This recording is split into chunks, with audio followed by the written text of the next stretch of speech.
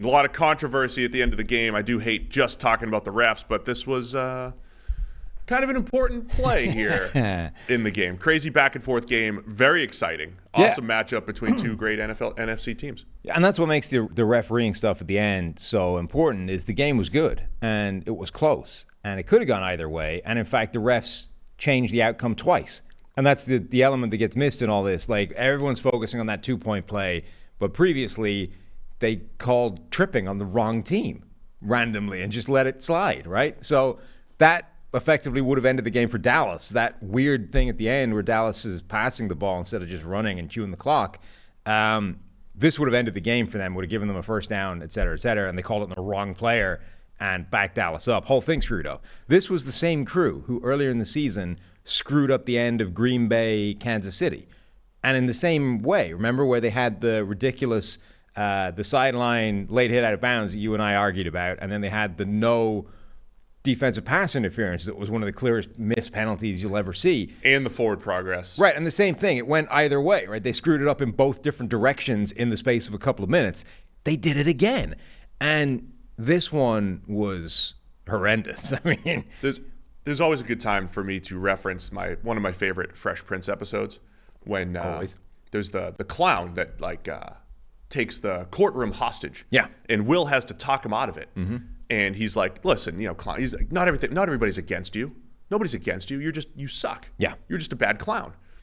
For the people who think that the NFL's rigged, because you get the NFL rigged, like #rigged or whatever. Like, how could it be rigged if it's bad for both sides? It's not that it's rigged. They just suck. Yeah. Right? It's not that it's rigged. It's just the refs are just not great. They're just not good.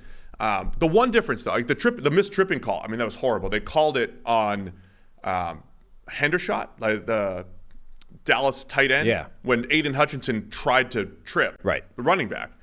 That's like your normal missed call. The last one, Taylor Decker checks in. This is like a bad procedural miss. It is, but it's not like it's not like they missed tripping. Like they saw tripping and somehow conspired to believe it happened the other way around that it actually happened. It was weird. But yeah, this is an inexcusably bad mistake by the officials. It reminded me a lot earlier in the season in the Liverpool-Spurs game in the Premier League. Liverpool scored a goal. They ran it through VAR. VAR checked it and decided that actually they came to the right conclusion but the wrong way and sort of announced it. So the goal didn't stand even though it should have, right? And they checked it and were like, yeah, it's good. And then thought they were checking for it they thought they'd given the goal and were checking that it was okay. And in fact, they had disallowed the goal and they were like, yeah, you're good. Correct decision has been made. And then so it was allowed not to stand. And everyone was like, what the hell is this? This is the most corrupt thing ever. We just saw the line saying it was good, and you ruled it out. It was so bad that the Premier League, for the first time ever, had to release the audio of the discussion to basically prove that, no, it's not corruption, it's just basic incompetence. I assumed this is the way the NFL might have to go with this because this is such a bad screw-up by the officials. The only way out of this is to release the audio and prove, hey, the guy just screwed up. Instead, the NFL is taking the general NFL tack, which is this is the Lions' fault. They tried to get tricky with the reporting, and they sent multiple people to the official. And really, they're reaping what they sowed here. Whereas actually, this is Brad Allen, the ref, making a catastrophic screw-up of simply identifying which offensive lineman came to him and said, "I'm reporting," and did the whole belly rub signal thing, which Taylor Decker 100% did. You can see that from film. Let's back up and talk about the game just a little bit and then set up the end, okay? As far as the actual football, Dak Prescott to CeeDee Lamb. Mm-hmm. Incredible combination in this game. One of the plays of the year, Dak Prescott breaking out of a sack, rolling out, chucking it up, hitting CeeDee Lamb in stride for a 92-yarder. And then CeeDee Lamb, continued to dominate. 13 catches for 227. The Lions just didn't have an answer for him. They did a good job stopping the run, but Dak to CeeDee Lamb was very, very good. Dak hit Brandon Cooks on a few big-time throws as well, including a touchdown. So the pass game for Dallas created a ton of plays. It looked like it could be high scoring early because of that, but it was back and forth, and it was actually not as high scoring as we anticipated. Remember, we said this was the highest total of the year coming into the game. and the Lions had hit a lull offensively. But the only reason why we had that controversy, Dallas is up by 7 with the ability to run out the clock, and they passed the ball, right? When the tripping call happened, after the tripping call, they decided to throw the ball, particularly on second down. They throw the ball. It's incomplete. That one play, that one incompletion, essentially set the Lions up because they only had one timeout left for 1:50 rather than, say, like a minute to drive down, score a touchdown. It actually would have been game over if Dallas ran it for the most part. So that gave Dallas the opportunity. All of a sudden, Goff and the passing offense kicks into high gear, and they were just moving it down the field. They score the go-ahead touchdown, or the touchdown to get within 1, Amon-Ra St. Brown. And we know Dan Campbell is not crazy. He's not crazy. He's aggressive. He's aggressive, Sam. He's going to go for 2. It's a little bit crazy. He's going to go for 2 for the win, which he does. That's not crazy. That's not crazy. The next one might have been crazy. Yes. So he goes for 2 for the win. This is where you have tackle eligible. Yeah. They throw it to Taylor Decker. It's good. We'll go back to the mechanics of the penalty in a second. They eventually call the penalty. They move it back to the 7-yard line. Now it's kind of crazy. Now it's crazy, right? The analytics, which always says go for everything. Yeah. You have one play to win the game. You go for it. You don't do it from the 7. Analytics says don't be crazy here. You kick the extra point. You go to overtime. They get away with it because Micah Parsons jumps off sides, which is pretty blatant. Yeah. Then they go for it from the 3.5, and it's Jared Goff incomplete to James Mitchell, and the Cowboys essentially win the game. Yeah. Lions go for 4th downs on 35% of their snaps. They're the only team above 30% this year. So they are like hyper aggressive. They are. Dan Campbell might not be crazy, but he's definitely on the crazy end of the spectrum. They got stopped at the 4-yard line earlier in the game, and there were a lot of plays. So a really close game, but I would say Dallas had the better of it, but the end of the game conspired to go against them. Like, remember, CeeDee Lamb had everybody's favorite play where he fumbled over the goal line, and instead of scoring, they turn it over, and the Lions get the ball to 20. Yes. So that was a big swing in the game. There were some things that broke Detroit's way in this game that ended up making it down to the final wire controversy. I have so many notes that are like football related. Let's talk about the Lions' run game, but we literally don't have enough time because we have to talk about. Yeah, and we got to do this in a condensed way. So here's the controversial play. Mm-hmm. As a 6th offensive lineman, you do have to check in with the ref as eligible. Taylor Decker goes up to the ref. He goes up with Penei Sewell. I mean, they walk up to. They look like they're about to beat him up. To be honest, Penei Sewell and Taylor Decker. They look like they might want to now. They go up to Brad Allen, the referee. Taylor Decker saying that he's eligible. 70 is Dan Skipper. He's coming off from the sideline. Yep. Dan Skipper is normally the 6th offensive lineman. And he was about 8 to 10 yards away when Brad Allen is having that conversation with Taylor Decker. Do you want to get into some of the mechanics of what happened here? Because a few people caught this on Twitter and said, we think Brad Allen is used to saying 70 is eligible. He probably does it 8 to 10 times a game, and he just went into autopilot and did that instead of actually listening to the guy in front of him who's 68 saying, I'm eligible here. So, yes, in order to have an eligible receiver who is essentially an offensive lineman, that guy needs to report in as eligible with the officials. Now, you can do that in a couple of different ways. You can either walk up to him and say, hey, dude, I'm eligible, or you can give that rubbing the belly, wipe the numbers type of signal. Decker ended up doing both. Like, Jared Goff from the huddle, there's video of this, sends him to the ref, says, go report in. He goes up with Sewell for some reason, gives the rub in the belly signal, and heads back to the huddle. Dan Skipper, as you said, runs onto the field, is running to the official, not to the huddle, which is part of this. It was a second time, I think, in the game, coming on as the 6th offensive lineman. And I think you're right. I think the ref essentially sees him running on either at the same time as somebody reporting, and in his brain conflates the two and goes, 70's eligible. Anyway, either way, he identifies 70 as eligible. Everybody breaks, goes to the huddle or goes to the play. He then goes and informs the defense that 70 is eligible, which is another element here. So what couldn't have happened is you couldn't have just gone this is an island game. New York theoretically has control over all this. What they couldn't have done is just say, hey, you screwed it up. You got the wrong guy. Give them the 2-point play, right? Because you've changed the dynamic of the defense by saying 70 is eligible, not 68. So theoretically... You can't just Right, because you're saying after the play, Yes. you can't just say, "Oh, we screwed it up. It was actually 68," because that affects how Dallas plays. Right. The game. You can't just say if I blew the call, we can give it to Detroit because they scored, right? Because the way you reported it to the defense potentially changed the way they lined up. They ignored Taylor Decker, who in their eyes was not an eligible receiver, and instead covered the guy that stayed in to block, who theoretically was. Now, as it turned out, by alignment, there was nothing wrong with what the Lions did. People are arguing, oh, he was covered up by a receiver. He wasn't, and he wasn't supposed to be. Like, as an eligible receiver, he is supposed to be the end man on that line, that side of the line of scrimmage, and he was. So that tight end that was in an fine. Unbalanced line. Yes. So the play itself was absolutely fine. The only problem is the ref screwed up which guy reported in as eligible. Now, That's it. that's clearly a refereeing screw-up, and a terrible, egregious one. What makes it worse is that Dan Campbell said after the game that they prepped the refs for this. Like, they explained, they walked them through it. Which is standard procedure. Yes. Yeah. Now, other people have pointed out that Brad Allen was not in the room when that happened, that the way these conversations typically work pregame, the head ref guy is not there. They send minions, right? The other guy is a side judge or whatever, and they do the prep work, and then they just, whatever. I'm not sure it matters. Number one, he didn't say it was in that specific meeting. Maybe Dan Campbell walked him through it on the sideline before the game.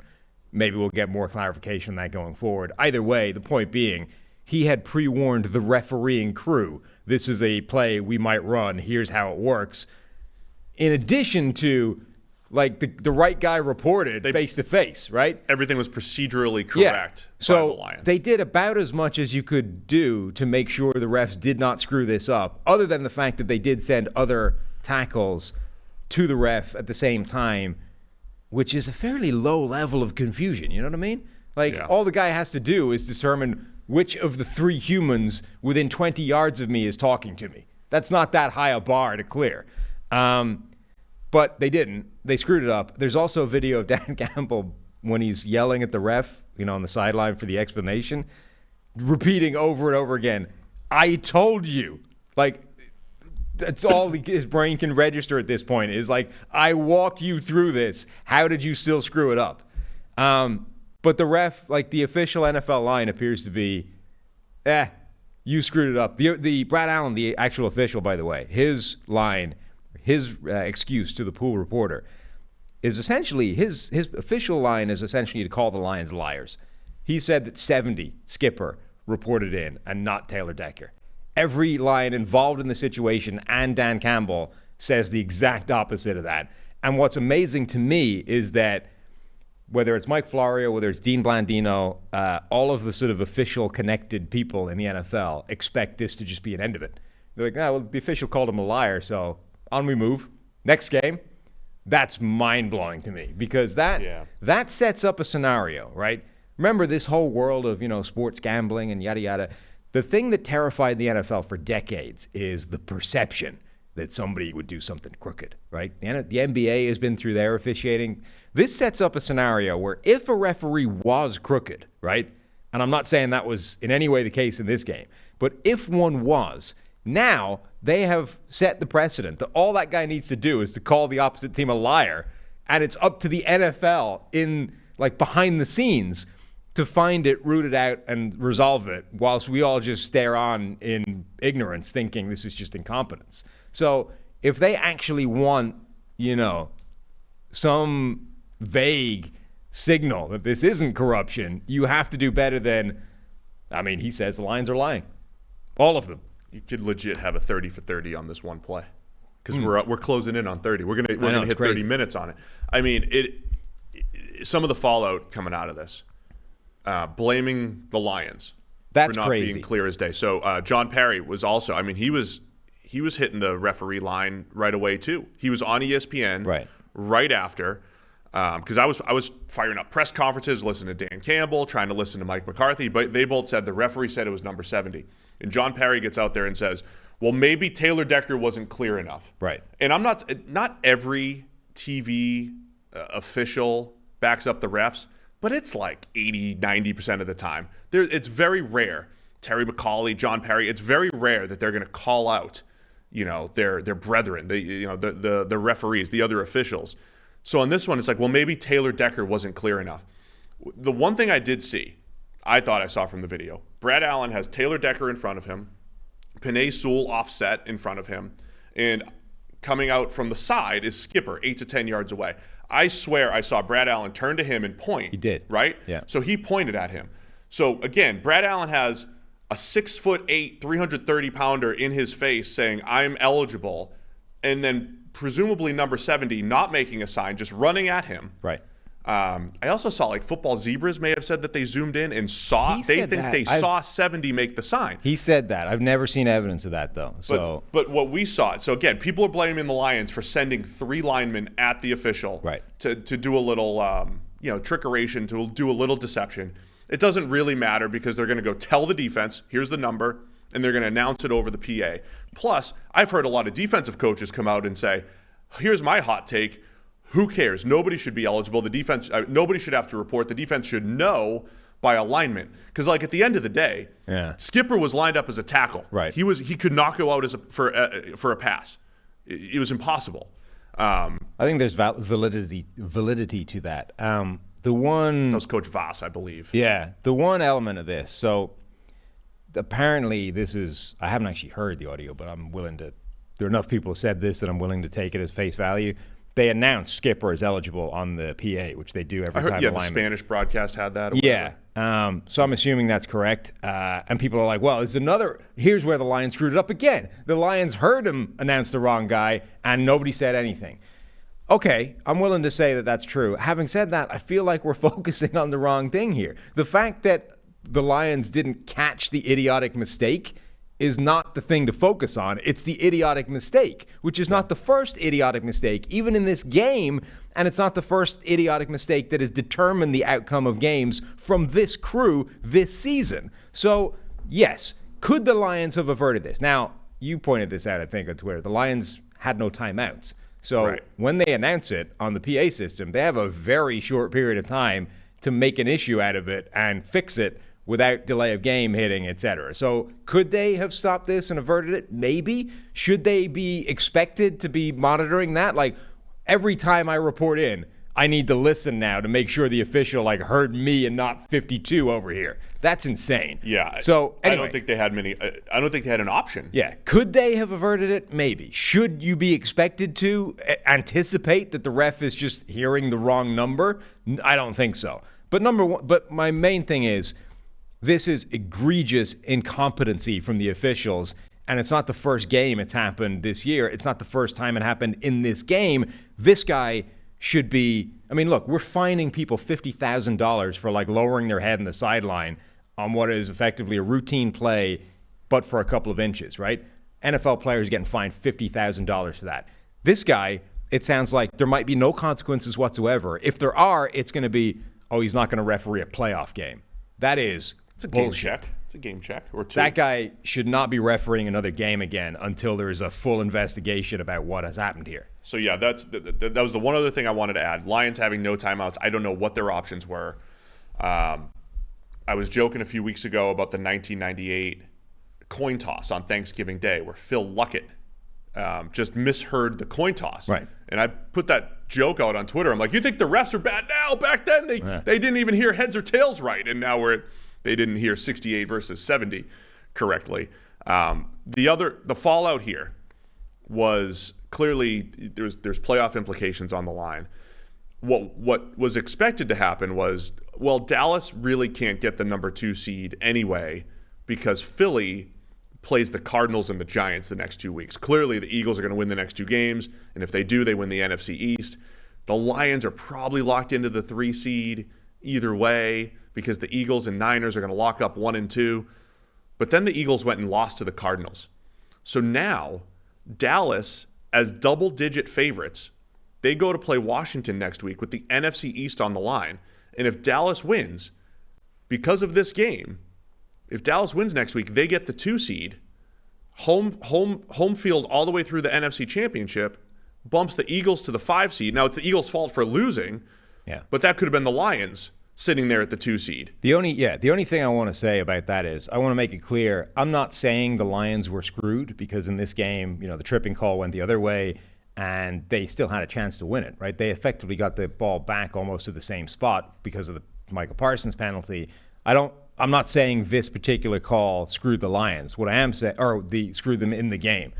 I just think the officiating being that incompetent is the thing to focus on. Like, stop blaming the Lions. Rex Ryan went on a big rant. Rex Ryan says a lot of dumb things these days, but he was 100% dead on in this. He's like, stop focusing on the players. They did nothing wrong. They did exactly what they were supposed to. And Brad Allen made one of the dumbest mistakes anybody has made in football in the last decade. Unless that's the thing to focus on. Unless Taylor Decker went and stood in front of Brad Allen and didn't say anything. Right. Unless but he was even mute. If he did, he gave the signal. Like, even if he was completely mute, he did the right thing and gave him the signal. So the players did the right thing. The Lions are not to blame for not catching his dumb mistake on a couple of different occasions. This guy made a mistake that changed the outcome of the game, and it's not the first time he's done it this season. That is an unacceptable level of incompetence from NFL officiating, and the response to that appears to be, let's move on to the next game. That is also unacceptable. Like, those things cannot exist in a $10 billion industry. It's okay for them to admit that they were wrong. But apparently it's not.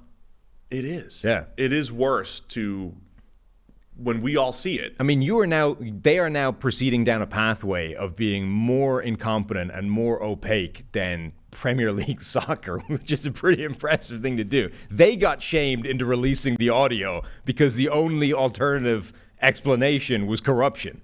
I hate that we have to talk about the refs so much, but this was important. Had to cover it.